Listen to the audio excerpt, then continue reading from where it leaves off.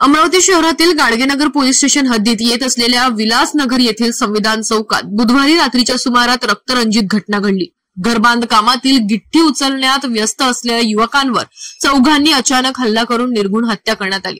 50 वर्षीय फिर्यादी ममता रवींद्र पाटणकर व यश पाटणकर हे दोघे घरासमोर असलेली गिट्टी फावड्याने टोपल्यात भरत असताना अचानक प्रेम भोबडे, स्वराज उर्फ मिरची उईके, खुशाल यादव हे दुचाकीने आले।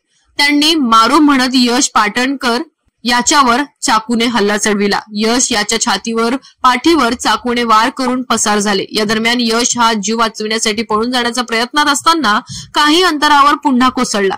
त्याला नातेवाईकांना तात्काळ जिल्हा सामान्य रुग्णालयात उपचारासाठी हलविले, मात्र अति रक्तस्रावामुळे यश पाटणकर याचा मृत्यू झाला। या घटनेची माहिती मिळताच गाडगेनगर पोलिसांनी धाव घेऊन घटनेचा पंचनामा केला। आरोपीच्या शोधात तात्काळ पोलीस पथक रवाना करण्यात आले। या घटनेत गाडगेनगर पोलिसांनी प्रेम भोबडे याच्यासह अन्य 3 अल्पवयीन मुलांना ताब्यात घेतले। तर प्रिन्स भागचंद श्रीवास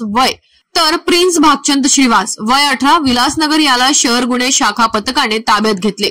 पोलिसांनी फिर्यादी ममता रवींद्र पाटणकर यांच्या तक्रारीवरून 20 नोव्हेंबर रोजी आरोपी विरुद्ध कलम 103 सेक्शन 1, 61 सेक्शन 2, 3 सेक्शन 5 अंतर्गत गुन्हे दाखल करण्यात आले।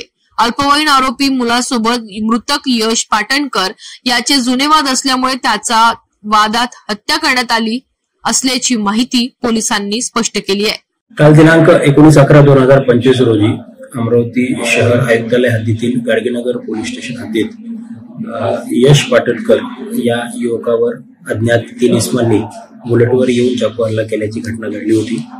यश पाटणकर याला इरविन हॉस्पिटल येथे उपचारासाठी दाखल केला असता दुर्दैवाने त्याच्यात मृत्यू झाला होता आणि लगेच मग गुन्हे शाखा माननीय पोलीस आयुक्त यांच्या आदेशान्वये गुन्हे शाखेचे पथक लागलीच त्या अनोळखी इसमांची ओळख पटवण्याच्या मागे लागले आणि अवघ्या 2 तासात त्या आरोपींची ओळख पटवून त्यापैकी आरोपी जो प्रिन्स उर्फ कार्तिक भागचंद श्रीवास वय 18 वर्ष याला व इतर 2 विधी संघर्षग्रस्त बालकाला ताब्यात घेतले।